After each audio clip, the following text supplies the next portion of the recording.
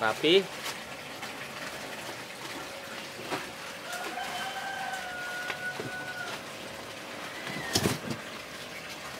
Kemudian disusun di dalam box. Jangan lupa boxnya sudah disiapkan lengkap dengan es batunya.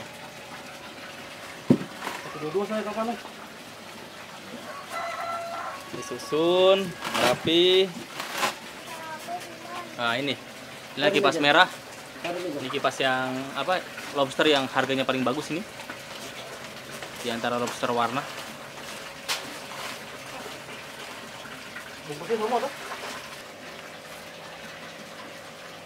Yang kecil taruh di atas, tidak boleh taruh dia di bawah, karena nanti berat.